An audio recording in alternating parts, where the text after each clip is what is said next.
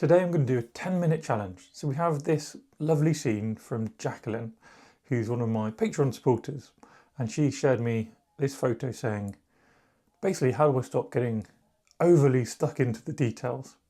Well, for me, one really simple way of doing that is to reduce the amount of time you have to do it. So we're going to have a look at how in 10 minutes we can capture the essence of this scene. But in reality, it's never just 10 minutes because we've got that little bit before where we prepare.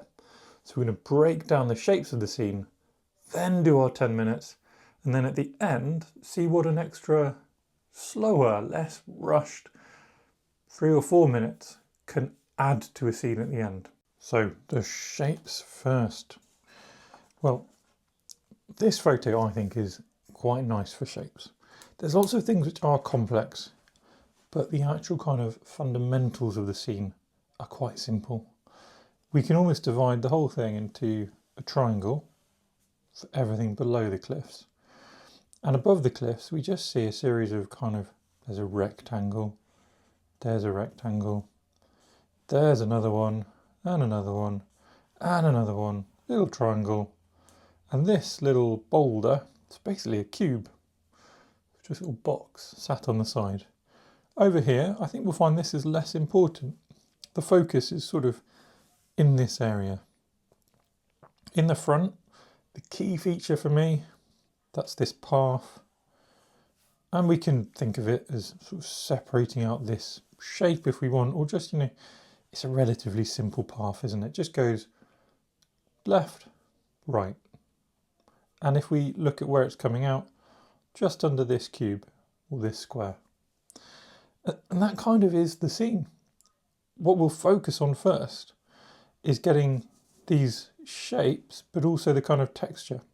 So if you have a look at the photo, which you can download from the link below, you'll see that it's all sort of textured on top. It's not just literally a square, but if we get this idea of these shapes, we'll have the scene pretty well. So that's why I think it's simple in some ways, but in other ways, I think it could be, well, very complicated. Let's see what we can do actually on the page. Now with the photo magically refreshed, we can confidently dive in. And I'm going to start in this kind of area because I think that's the key bit to get in and get at a nice size on our page. And a nice size for a landscape, for me, doesn't mean filling the page at all. Oh, and I should start the timer as well. I've got 10 minutes from now to get everything done. No, it doesn't mean filling the page, because often a nice landscape can really be set off by a very interesting sky. Now the first thing I try to do is get the silhouette, which I know isn't the shape, but underneath our silhouette we can start thinking about the shapes. And if we get the kind of silhouette in and we look, right, what are the little sort of textures, the landmarks? So like this boulder at the side, that's an easy landmark, which can guide us to shapes in a moment. So I can come underneath already actually and go, right, look, we've got this kind of couple of rectangles of dark. So I'm going to capture those. Then I'm going to come all the way down and I've kind of captured most of the silhouette. Now I can come back and start finding the sort of shapes underneath. So we've got this kind of patch of dark green grass coming up to the boulder, little interesting textures of muddy brown. Now underneath this small cliff, which is here, we've got our sort of lighter greens, and then we get to the first of our kind of tall cliffs. So how do we make them feel tall? Maybe some strong vertical lines, just looking for what are the kind of shapes happening, and mostly they're strong vertical shapes with some kind of horizontal shelves. Next we'll come up, do the same here. Strong shelf coming up. Little sort of cubes and things of shapes in this bit of the cliff. Now the next bit we can't see very much, it's kind of dark. Now on the actual photo you might be able to see more, but I like printing my photos out and the print quality is always not as good as looking on a screen. So I lose some of the detail, which I think is really useful. It really helps us to, again, avoid getting stuck in, or getting too stuck in, getting lost into the kind of excessive detail. Now this kind of final cliff we can make nice and strong. Almost looks like some kind of gremlin, two little ears poking out there. And then we can finish off our silhouette. Now all the time I'm noticing there's like this upward slope.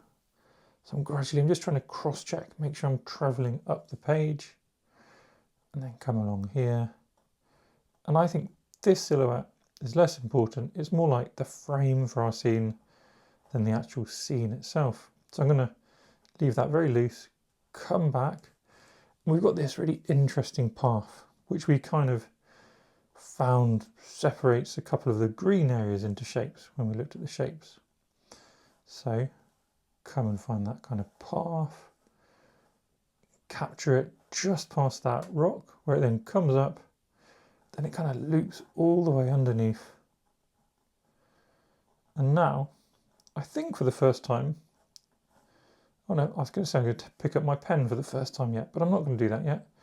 I'm going to build in, you've got these interesting sort of, I think they're probably ferns, aren't they? Probably, I'm not sure.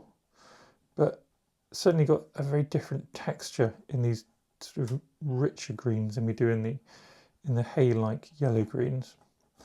So I'm going to come and try and capture that idea and even just come right into the foreground.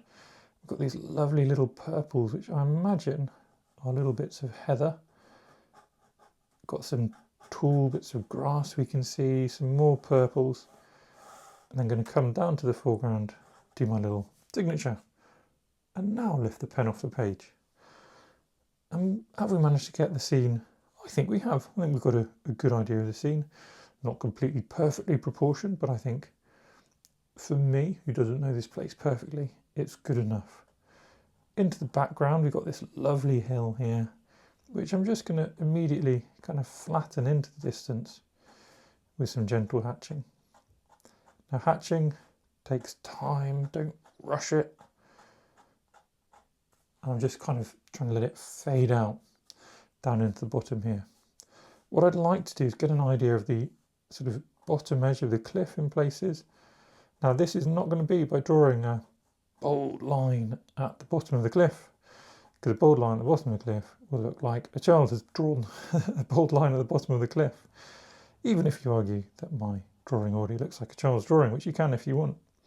Now instead I'm going to try and get the textures, these kind of vertical lines stop and then they meet grassy textures at the bottom and we get more rocky textures above, and just filling in some of this gap with little textures where textures meet. I think that gives us the bottom of the cliff a little bit better. Now before I've gone on too far, I'm going to use some bolding. So I've got a big bold fountain pen here and I'm looking here, where are my really dark darks? And I kind of got lots of areas of them to find and only a few minutes to go. It looks like we've been going 5.5 minutes. So I've got a few minutes to get on my colour and get my darks on. So that means we're going to have to be selective, which is probably a good thing anyway. We don't want to be sort of too over the top about things anyway. The whole point of this is to simplify it down. That's where a little time challenge really comes in handy, I think. It forces you to work out what can I actually get done in this time? What's actually important? How do I sort of bring the eye in without overdoing it? Now something I've just noticed, where I popped in my little bottom edge of the cliff, I've expanded the cliff. It's become taller. Live and you learn, eh? So because I popped in the textures underneath rather than really measuring as I might have done with a bit more time, I've kind of just extended where the bottom of the cliff is. So we've got some slightly taller cliffs. Always useful, again, actually to do quick things like this, so you can recognise where you're getting things wrong. And there's one, I didn't purposely do it, but I think the brain wants to make things feel grander sometimes, so you naturally make things a little bit taller, a little bit bigger. Now, I'm going to dive straight in. Giant mug of colours, also available to purchase via my YouTube store. Not recommending you do, but I do like the mug. really big brush to go with, the big mug. And that's going to help us for our timing here, as is taking a very loose approach. So splattering those colours in, that's a bit of cobalt blue, bit of lavender, especially in down the bottom we get these more sort of almost purpley blues in the sky. Then into the greens, I'm going to continue this idea. So a bit of cobalt green actually down here. And then we're going to get some yellows filling in the middle. And from there, I'm just going to connect everything up. Well, not everything. I'm going to connect lots of bits up. One brush stroke. Two brush strokes. Done. See this lovely rich blue at the top? We can drop that in to our watery brush strokes, and that kind of purpley, more distant blue. Maybe it's not even more purpley, it's kind of, it feels more like cerulean. So I'm going to pop some cerulean blue in. And that will kind of hopefully just soften out for us. Something like that. Underneath, these greens can come and fill up some of that space. Got a minute and a half, eh? Sometimes these ideas are ambitious, aren't they? Sometimes they're ambitious. A couple of splatters over here. I'm going to change to a smaller brush, and it's going to be a flat brush, which will give me the ability to come down those cliffs. What colour are those cliffs? They're kind of neutral, maybe a bit warm in places. So let's do a quick mix of a few different warm colours. Oh, I did wonder if my ink wouldn't dry in time. My ink hasn't quite dried, so I'm going to be aware of that. Pull these colours through. Or maybe that was actually just a splatter of blue. My ink has dried. I spoke too soon. I've got 45 seconds. So what can we do? Last few touches. Maybe bring some of these warm colours into the kind of, hey, oh, I know what we need. Those lovely purples. So let's get a soft purple with some lavender, tiny bit of pyrrole scarlet, sorry. That'll give us this kind of soft blue, soft purple, sorry. Especially if I kind of just dot in some water, and there you go. Whew. Bit of pressure, never hurt anyone. So 10 minutes, and we got here. I actually quite like it. This is why landscapes are so forgiving. Get the bare essence of the scene, a little bit of contrast, throw on some colour. You can end up with something pretty cool. But we're not finished yet. What we're going to do, we're going to let this dry, and we'll see how much it changes when it's dry, number one. Number two, we'll see what just a few little bit of extra touches on top of a dry piece of paper, so layering the colours, can do to really lift things. Whilst our page is drying, I wanted to let you know a little thing. So if you've been watching this far and you've enjoyed the way we've approached this scene today, then you will probably enjoy my newest course, which is called How to Simplify Sketching, the Sketch Loose Way. In that course, we take things I'm always talking about, varying your lines, simplifying your colours, and each workshop focuses on one of these things and gives you a way in which you can really simply put that idea into practice. That course starts with quite simple scenes, but it builds up into something where I'm pretty sure you'll amaze yourself with how complex a scene you can sketch, because you learn how to simplify in your mind the approach that you're taking. If that sounds good, then check out the link below, which will give you 10% off, or just type I want to simplify in the coupon box at checkout. So we're back and we are drying. Took a little while because I used a big brush, lots of water, but probably about 15 minutes ago when I left this. What we're going to do now is think about little bits we can do to kind of enhance it. So we use a much smaller brush. This is a size 6 round brush. And we're mostly going to be trying to build that focus. And a focus comes from contrast often. You know, there's lots of different rules we can follow, but for me, often contrast is the thing I'm after. And notice how a simple layer of the same colours we just used becomes much bolder. That's how watercolours work. This mix here is pretty much the same, maybe a little bit less watery. The brush is smaller, so there's less water on the brush for sure. But the result of layering is what gives us this dramatic increase in the kind of depth we have in the colours here. Now over here, even more, we can just pick out little areas and just trying to increase the contrast in that one sort of space. And with that contrast, we're going to be building that focus. These little pockets I made, they can be pockets for colour as well. Where else can we add a little bit here and there? In the foreground, just to get some more depth as well. So if we have bigger marks in the foreground, we'll tend to have a sort of a feeling of a bit more depth. Here I'll be a bit more watery.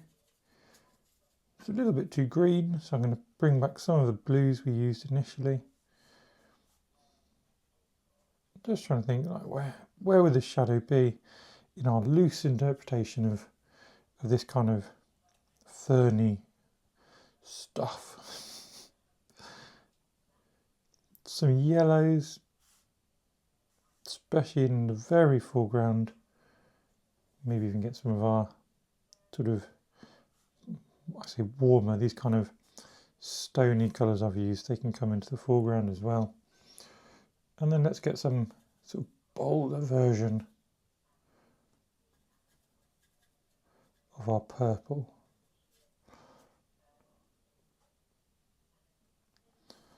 Just as a few little marks. Bit of the blue, bit of the red. Soften through with a little wet brush to get some interesting textures, hopefully.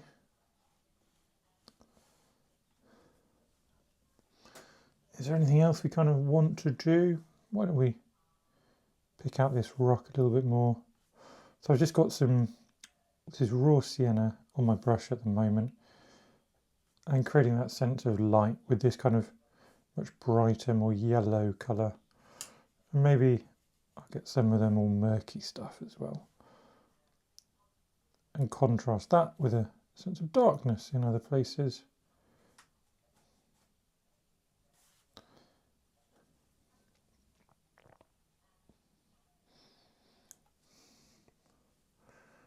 And the question is when to stop fiddling. We could put some more ink on, but I know this paper in particular, the ink will be really bold. So I'm not going to define any more lines at all.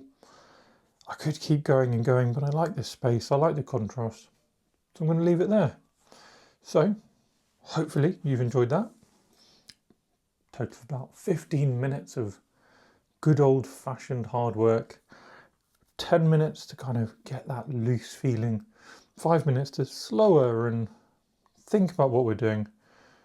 And yeah, I'm happy with my version. Thank you very much for watching. Don't forget to check out the links down below, but more importantly, have a little go yourself. Have a sketch along, see what happens, and I will see you in the next video. Don't forget to hit that like and subscribe button, maybe even the notification bell, and it will help me in some way I don't quite understand.